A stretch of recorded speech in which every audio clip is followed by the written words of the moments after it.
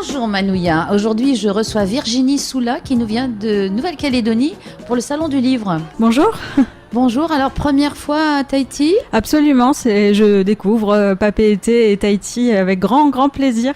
Mais ça change pas tellement au point de vue climat de la Nouvelle-Calédonie ? Un petit peu plus chaud, un petit peu plus humide quand même si oui, on n'est pas très loin, on n'est pas très loin. Alors tu es venu ici non pas pour faire du tourisme, encore que.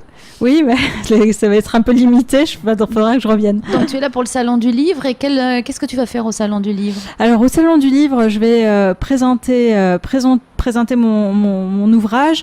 Je suis l'auteur en fait d'une histoire littéraire de la Nouvelle-Calédonie. Une histoire littéraire, c'est en fait le croisement de l'histoire et la littérature. C'est regarder comment la littérature s'inscrit dans un contexte historique depuis, grosso modo, le début de la colonisation de la Nouvelle-Calédonie, donc 1853, jusqu'à presque nos jours. J'ai arrêté mon étude en 2005. Voilà, il faudrait que je continue.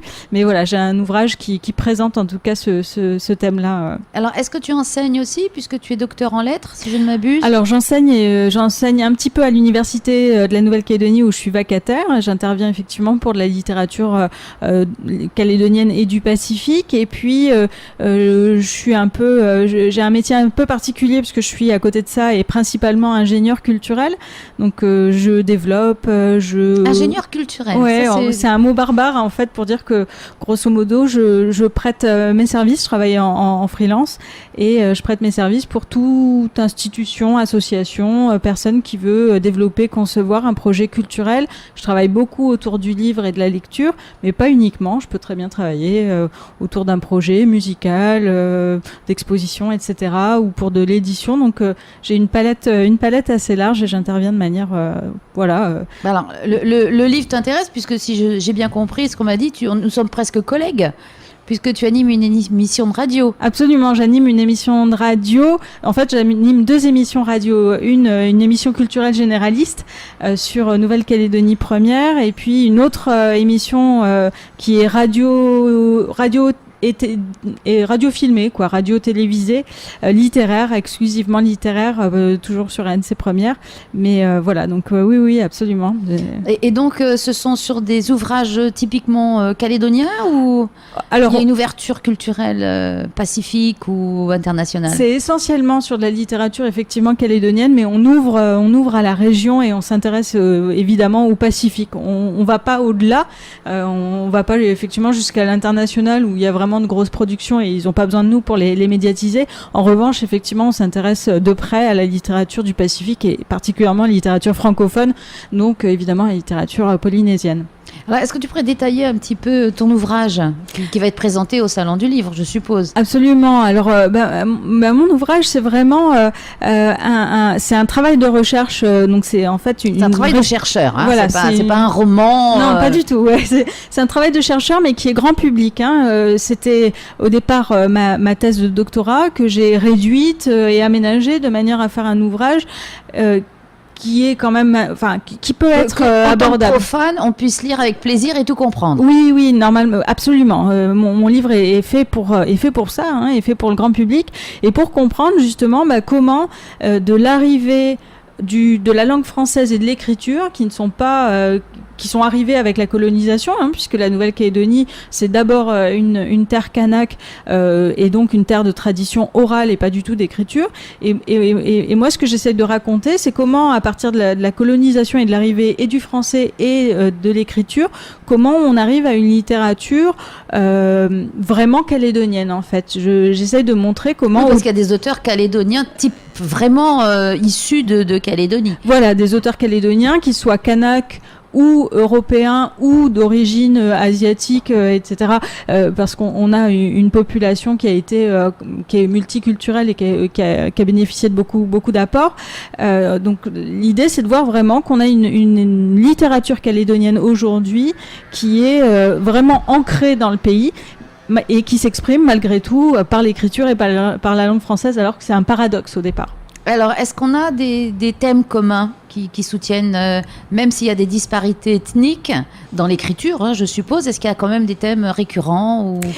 Oui, moi, c'est ce qui m'a frappé et c'est ce qui m'a donné vraiment le goût et l'intérêt de cette recherche, c'est que en fait, c'est l'identité qui cristallise vraiment cette littérature calédonienne. En tout cas, jusqu'aux années 2000 à peu près. Aujourd'hui, on est un petit peu sorti de l'identité, même si elle s'exprime encore, mais on va vers d'autres horizons. Mais en tout cas, une grande partie, depuis le début du XXe siècle jusqu'aux années 2000, c'est vraiment une revendication identitaire forte, que ce soit de la part effectivement des Kanaks, mais aussi des Européens, des Calédoniens d'origine européenne, qui cherchent à mettre de la distance avec la métropole et qui revendiquent une identité calédonienne forte, une implantation, de la même façon pour les Vietnamiens qui sont maintenant implantés en Calédonie depuis la fin du 19e. Donc voilà, l'identité, c'est vraiment un thème qui est au cœur de la littérature calédonienne et qu'on retrouve de manière très très marquée.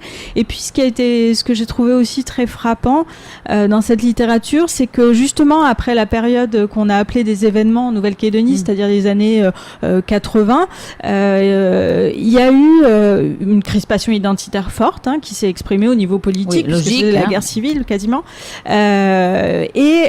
Après ça, il y a eu la signature des accords de Matignon en 89 et les auteurs se sont emparés de ce référendum, enfin de la paix et de la volonté politique de destin commun qui avait été prononcée à ce moment-là et ont essayé d'en faire une œuvre artistique commune. Donc il y a beaucoup de collaboration d'auteurs kanaks et d'auteurs calédoniens blancs.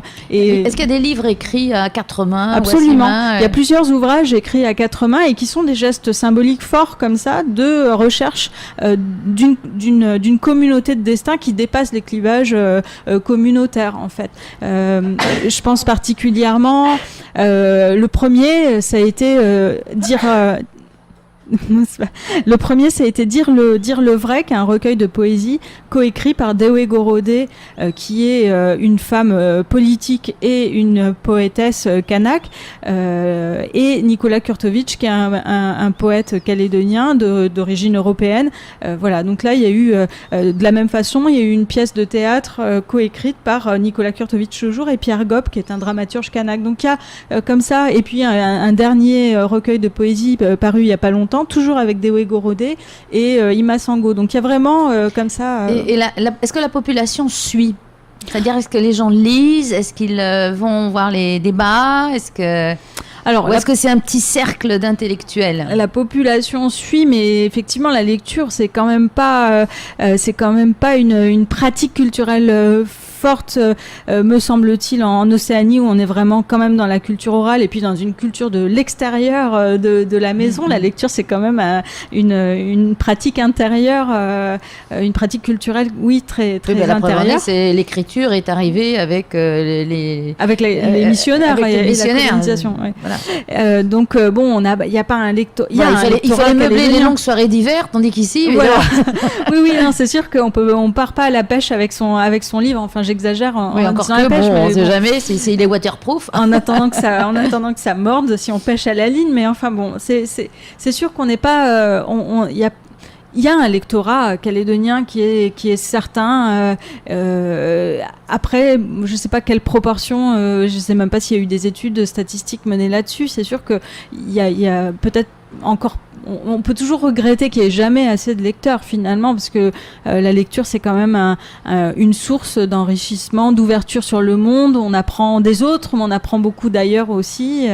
On est même en Calédonie, en lisant la littérature calédonienne, mais j'imagine que c'est partout pareil, on apprend sur soi, on apprend sur ceux d'à côté, sur nos voisins, et puis on apprend sur le reste du monde aussi. Donc c'est toujours regrettable, mais bon voilà, c'est une pratique qui augmente. Donc tu pourras aller à la rencontre des Polynésiens, lecteurs ou non lecteurs, au salon ? Ah bah volontiers, j'attends même que ça, de rencontrer les Polynésiens, effectivement, qu'ils soient lecteurs ou non, parce que je pense que tout le monde a sa place dans un salon du livre, justement, parce que c'est le moment de découvrir la diversité des livres, et puis je serais ravie de les rencontrer, leur parler de littérature calédonienne, mais aussi de littérature polynésienne, puisque ça m'intéresse. Les littératures se rencontrent. Oui, absolument, et puis elle m'intéresse, je la lis aussi, donc... C'est la littérature du Pacifique. Absolument. Eh bien, merci Virginie. Donc, rendez-vous jeudi. Absolument, merci à vous. Et absolument à jeudi.